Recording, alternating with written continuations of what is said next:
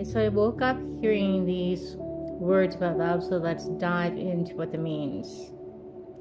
It's time to bring in fierceness. All right, I'm also hearing the world is yours, baby, but you have to use discernment. You can have anyone you want because you're finally healing into all of who you are, accepting who you are, flaws and all, and knowing that all of it is beautiful and perfect in its own way. Not in arrogance, but just from humanity. So yeah, you can have the attention of many people in love, but what you do not want to engage in is this player, iffy, in and out vibe. I don't know what I want, I'm coming and going, not sure. You don't want that because it's something you've already tried out in the past. You waited for people to get it right, you waited for people to get ready, and it just left you in this darkness in your head and confused and honestly not valued to the level that you should be. This is a new day, it's a new dawn, it's a new you, and we're feeling fine. It's a new beginning. It's the right time for you to be discerning, to be open your heart to love. This doesn't mean be hard, be cold, be cruel. It just means know what you want. Because until you know clearly, define what you want, you're not going to be able to get it. So I invite you to write down 10 non-negotiable characteristics that you want in a partner. 10 things that are real hardcore core values. You want monogamy, you write down monogamy. You want them to talk to you, write down that they will use words of affirmation with you. Whatever is truly important, write it down. Write it down in great detail so that when it arrives, you can see it. And yes, of course, people are human. They're not going to be perfect, but if you have no idea what you want in love in a partnership, then how can you ever know when you have it? This is not somewhere to really wing it. Yes, go with the flow, but have a little bit of structured strategy, and that's the science in me coming out. And, basically there's no point in trying to argue why you are the right person for someone when you're just not energetically aligned. You can't make something fit when it just doesn't fit. Yes, there's working on a connection, and then there's choosing the wrong connection. What you need to not walk away from is you.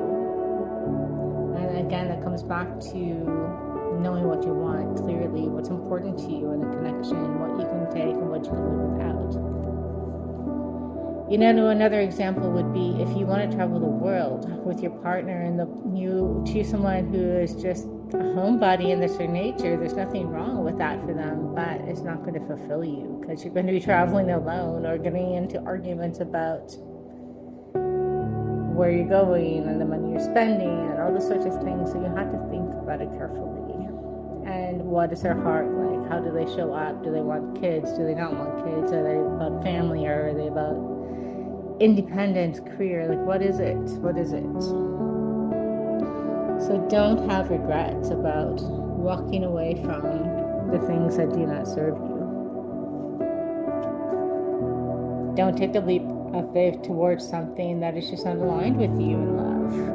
Know truly your guiding light, and this Archangel Michael sword is like a beacon in the night of true abiding love. Know these things, and it's all in the small details. Manifest it, write it down, repeat it, feel it, envision it daily, and you will speak it into being.